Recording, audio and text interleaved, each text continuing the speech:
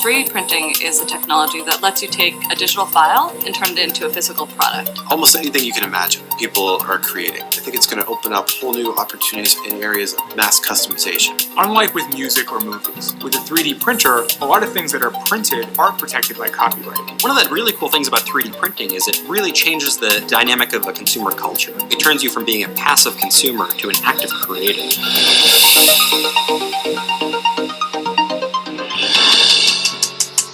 3D printing is this amazing new technology where you can take a 3D digital file and with the click of a button, use that file to create an actual physical 3D part. So how does a 3D printer work? The first step is to get a 3D file, and you can get your 3D file in one of two ways. One, you can simply download the file from the internet. The second way is you can design your own 3D part. The software is going to slice your part up into layers. By building a part layer by layer, you're able to create a plastic part in 3 dimensions, and the possibilities are limited only by your imagination. People will create their next big invention, or engineers and designers create small production runs or little prototypes. Teachers can use it to print out teaching aids. If the teacher is doing a little lesson on a ship, they can actually print out a sailing ship and pass it around the class. And people print out things for around the house. iPhone cases are pretty big. You break a towel hook, you can print out a new one.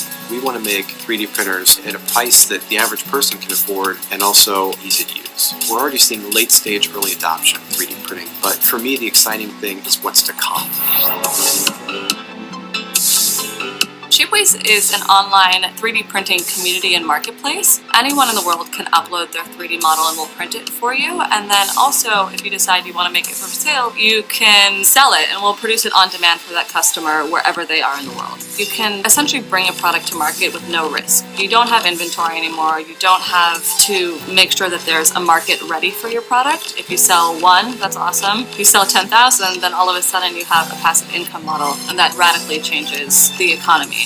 Usually to bring a product to market takes a year, and then you have to find the manufacturer and the investor, and so it's going to force us to change the way we think about not only buying products but how they're made. One of our colleagues broke his stroller and it would have cost him something like $250 to get that part in the mail from the stroller company, and he literally just 3D printed a stroller part and got it for $20. You have this explosive technology where everything is made just for you but at the price and quality of something you buy in a store. This could be a scary technology for some companies because what does that mean for seasons now? You have infinite inventory, and what does it mean for scarcity, which is one of the core tenets of so many industries? I think it's very similar though to social media or other tools of engagement where you're afraid to see what that would mean to let consumers co-create with you or to really rethink your traditional manufacturing process because you have so many middlemen. I think we just have to stop thinking that you need to reach 100,000, 1 million people for something to be successful. Customization is really changing the way that we have to think about design and production as well.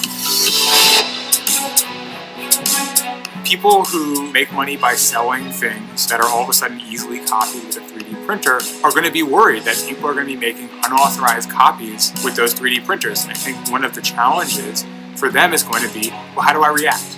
Objects that are artistic objects, that are objects that you would hire an artist to make, those things are all going to be protected by copyright. But those objects that actually do things, that have a use besides just sort of entertaining or looking nice, a lot of those are going to fall outside the scope of copyright. They might be protected by patent, but a lot of them won't be protected by any sort of intellectual property at all. And as a result of that, you can use them or improve upon them or build on them as much as you want, and no one can stop you. 3D printing right now is at its very beginnings. So you don't have a lot of case law about everyday people making exact copies of physical objects, and certainly not a lot of case law about people being able to do that on a large scale.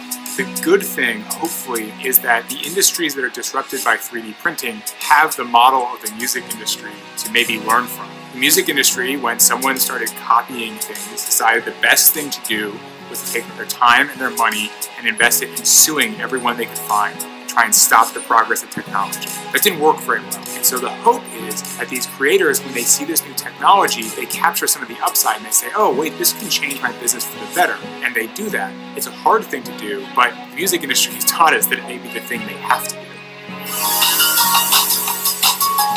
3D printing is going to have a profound impact on all of us, whether you consider yourself a designer or not. In the future, there are going to be 3D printers that will allow you to actually create three-dimensional structures out of living cells. And they can build very complex structures like blood vessels or skin tissue. And the idea there is that in 10 or 20 years, these scientists are going to be able to 3D print tissue that can replace damaged vessels of the heart. Or they're going to be able to print replacement organs. So you won't have to go to find an organ donor anymore. You'll just be able to have one 3D printed at the hospital based on your own cell and your own genetic makeup. Right now at MIT, scientists are working on 3D printers that would actually allow you to print food.